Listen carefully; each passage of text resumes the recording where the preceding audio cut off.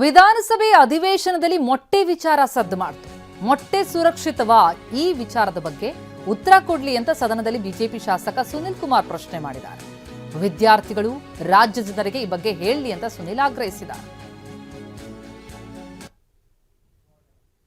ಬಹಳ ಅವ್ರು ಹೇಳಿದರೆ, ನೀವು ಹೇಳಿದರೆ ಇಯರ್ಲಿ ಟೆಂಡರ್ ಮಾಡೋದ್ರ ಬಗ್ಗೆ ಅಧಿಕಾರಿಗಳು ಗಮನ ಕೊಡಲಿ. ಈಗ ಕಳೆದ 2 ದಿನಗಳಿಂದ ಮೊಟ್ಟೆದೊಂದು ಸ್ವಲ್ಪ ಆತಂಕದ ಬೇರೆ ಬೇರೆ ಚರ್ಚೆಗಳು ಬರ್ತಾ ಇದೆ. ಹಾಗಾಗಿ ಮಾನ್ಯ ಆರೋಗ್ಯ ಸಚಿವರು ಇಲ್ಲೇ ಇದ್ದಾರೆ. ಮೊಟ್ಟೆಯಿಂದ ಏನು ಆತಂಕ ಇದೆಯಾ, ಅದಕ್ಕೆ ಅನಾರೋಗ್ಯ ಇದೆಯಾ, ಇದೊಂದು ವಿಶ್ವಾಸದ ಮಾತನ್ನ ಒಂದು ಸದನದ ಮುಖಾಂತರ ವಿದ್ಯಾರ್ಥಿಗಳಿಗೆ ಹೇಳಬೇಕು, ರಾಜ್ಯ ಜನರಿಗೆ ಹೇಳಬೇಕು. ಈಗಾಗಲೇ ಆ ವಿಷಯದ ಬಗ್ಗೆ ನಾನು ಸಾರ್ವಜನಿಕ ಇದರಲ್ಲೆಲ್ಲ ಹೇಳಿದ್ದೀನಿ.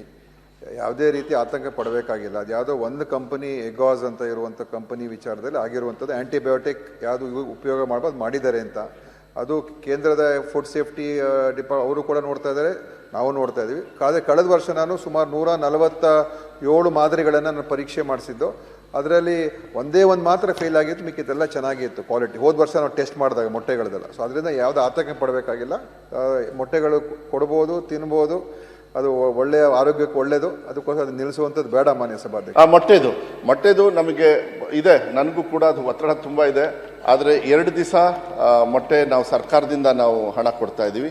ಇನ್ನು 4 ದಿವಸ ನಾವು ಬಂದ ಮೇಲೆ ಅಜೀಂ ಪ್ರೇಮ್ಜಿ ಅವ್ರ ಹತ್ರ ಮಾತಾಡಿ 1591 ಕೋಟಿ ಇತಿಹಾಸದಲ್ಲೇ ಎಲ್ಲೂ ಕೂಡ ಇಲ್ಲ. ಯಾಕೆಂದರೆ ಪೌಷ್ಟಿಕತೆಗೆ ನಾವು ಒತ್ತನ್ನು ಕೊಡಬೇಕು ಅಂತ ಹೇಳಿ 1591 ಕೋಟಿಯನ್ನು ಅವ್ರು ಕೊಟ್ಟಿದ್ದಾರೆ.